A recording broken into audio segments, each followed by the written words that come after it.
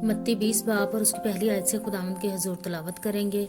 क्योंकि आसमान की बादशाही उस घर के मालिक की मानद है जो सवेरे निकला ताकि अपने ताकिस्तान में मजदूर लगाए, और उसने मजदूरों से 1 दिनार रोज ठहरा कर उन्हें अपने ताकिस्तान में भेज दिया। फिर पहर दिन चढ़े के करीब निकलकर उसने औरों को बाजार में बेकार खड़े देखा और उनसे कहा कि तुम भी ताकिस्तान में चले जाओ, जो वाजिब है तुमको दूंगा। बस वो चले गए। फिर उसने दोपहर और तीसरे पहर के करीब निकलकर वैसा ही किया, और कोई 1 घंटा दिन रहे। फिर निकलकर औरों को खड़े पाया और उनसे कहा, तुम क्यों यहाँ तमाम दिन बेकार खड़े रहे? उन्होंने उससे कहा, इसलिए कि हमको किसी ने मजदूरी पर नहीं लगाया।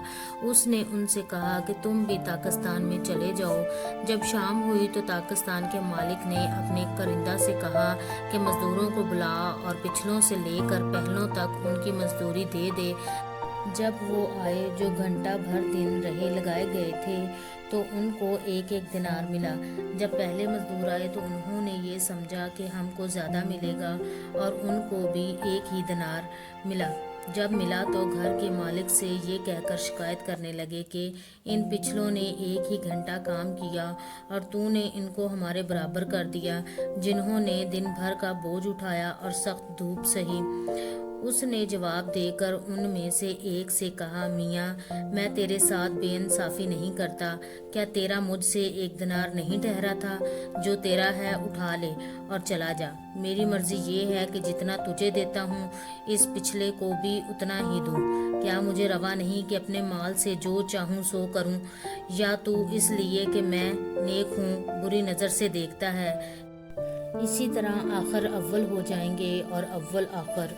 और यरूशलेम जाते हुए यीशु 12 शागिर्दों को अलग ले गया और राह में उनसे कहा, देखो हम यरूशलेम को जाते हैं और इब्ने आदम सरदार काहिनों और फकीहों के हवाला किया जाएगा, और वो उसके कत्ल का हुक्म देंगे और उसे गैर कौमों के हवाला करेंगे ताकि वो उसे ठट्टों में उड़ाएं और कोड़े मारें और मसलूब करें, और वो तीसरे दिन जिंदा किया जाएगा। उस वक्त जब्दी के बेटों की माँ ने अपने बेटों के साथ उसके सामने आकर सजदा किया और उससे कुछ अर्ज करने लगी। उसने उससे कहा कि तू क्या चाहती है? उसने उससे कहा, फरमा कि ये मेरे दोनों बेटे तेरी बादशाही में तेरी दाहिनी और बाएं तरफ बैठे। यीशु ने जवाब में कहा, तुम नहीं जानते कि क्या मांगते हो। जो प्याला मैं पीने को हूँ क्या तुम पी सकते हो? उन्होंने उससे कहा, पी सकते हैं।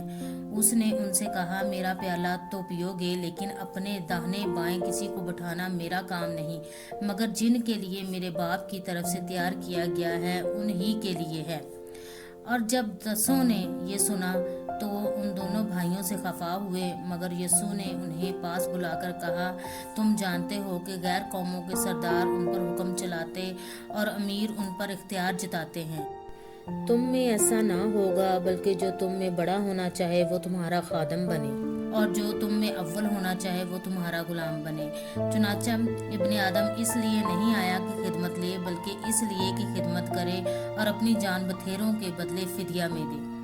और जब वो यरू से निकल रहे थे तो एक बड़ी भीड़ उसके पीछे हो ली, और देखो 2 अंधों ने जो राह के किनारे बैठे थे ये सुनकर कि यीशु जा रहा है, चलाकर कहा, ऐ खुदावंद इब्ने दाऊद हम पर रहम कर।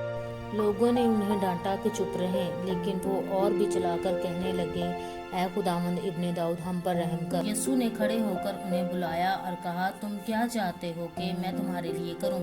उन्होंने उससे कहा, ऐ खुदावंद ये कि हमारी आंखें खुल जाएं। यीशु को तरस आया और उसने उनकी आंखों को छुआ और वो फौरन बीना हो गए और उसके पीछे हो लिए। पाक कलाम के पढ़े सुने समझे जाने पर खुदा